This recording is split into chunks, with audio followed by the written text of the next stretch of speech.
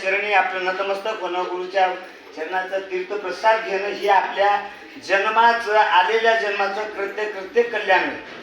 तुम्ही काशी, रामेश्वर, बद्री, केदार हे जा करा नका नाही, परंतु जेवढं काय गुरुच्या तीर्थप्रसादाला महत्व आहे, जेवढं काय गुरुच्या दर्शनाला महत्व आहे, ते महत्व इतर ठिकाणी नाही. गुरु शिवाय मार्ग नाही, गुरु केल्याशिवाय आपल्याला गती नाही, आपल्याला मोक्ष नाही.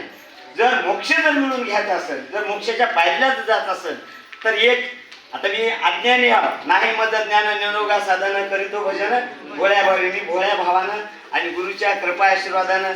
मी स्वामीच आहे, पण त्याच्या कृपा आशीर्वादावर जे काही मला बोलता येईल तेवढ्याप्रमाणे बोलून मी एवढं सांगतो की गुरुमुळं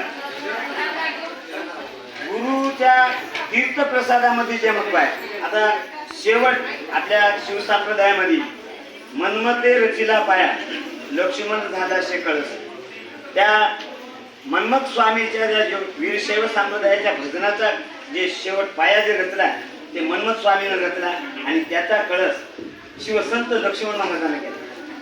आणि त्या शिवसंत लक्ष्मण महाराजाच्या अभंगामध्ये पहिलं काय आहे, गुरुप्रसादाची थोडी महिमा असे श्रेष्ठ भारी, प्रसाद घेताची स्वामीचा नाश होय षडरिपूचा. त्या प्रसादामुळं आपल्या शरीरामध्ये जी हे 7 षडविकार जे आहेत त्याचा नाश होण्याकरता गुरुप्रसादाची आवश्यकता आहे. गुरुनं कसाही प्रसाद देऊ द्या, शिळी भाकर भाजी देऊ द्या, चटणी मिरचू देऊ द्या, काही असं ते देऊ द्या, त्या प्रसाद ते गुरुचा प्रसाद म्हणून स्वीकार करावं. आपल्या शरीरातल्या षडऋतूला कुठं तरी उत्तेजन मिळत असलं तर त्याचा नाश होतो. ह्याच्याकरता गुरुप्रसादाची थोडी, गुरुचा प्रसाद, गुरुचं तीर्थ आणि गुरुची पूजा आणि एकही तरी वेळेस वर्षातून वर्षाला, वर्षा 2 वर्षाला काढणार एक तरी वेळेस आपल्या दारामध्ये गुरुचं पाय पडावं, आपल्या दारामध्ये गुरु यावावं, गुरुची स्नान व्हावं, गुरुची पादपूजा तरी निदान पादपूजा तरी. जरी वेळ नसेल गुरुला स्नान वगैरे पूजा करायकरता, बिना घेण्याकरता, तर कमीत कमी आपल्या दारात आणून पादपूजा करू सनी जे यथाच गुरु काही जे द्या ते द्या म्हणणार आणि मागतात की गुरु ते द्यायला काय नाही. मग प्रत्येक आपल्याला अपेक्षा काय, गुरुचा आशीर्वाद. आणि त्या आशीर्वादामुळं आपल्या मागील पिढीला उजाळा मिळते आणि आपण जे करत चालल्या ते मागील पिढी सुद्धा करायला सुरुवात करते की माझ्या बापाने हे केलं होतं तर आपणही ते करावं. आपले आता जसं तुम्ही करायला, तुमचे वडील केले तुम्ही करायला, आम्ही करायला तर आमच्या मागे करतात. असं ह्याच्याकरता म्हणून गुरुचं महत्व, गुरुच्या शिवाय मार्गच नाही, मोक्ष नाही गुरुशिवाय.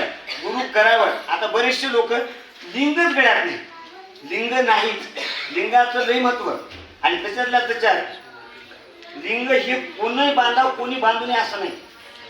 इतर कोणीही लिंग अर्चन करावं, लिंग धारणा करून घेण्याकरता कोणालाही त्याचं अहो लिंगायत त्यांनी झाले. कशामुळे झाले की बाबा ह्या लिंगाचा तीर्थप्रसादाची आपण अधिकारी.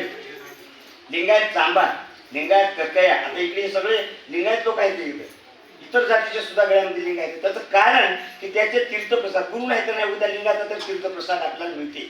ह्याच्याकरता आपल्या शरीराची उजळणा होती त्याच्यामुळे.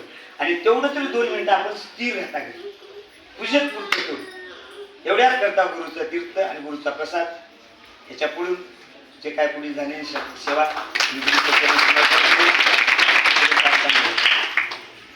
बसया स्वामी महाराज की जय, महात्मा बसवेश्वर महाराज की जय.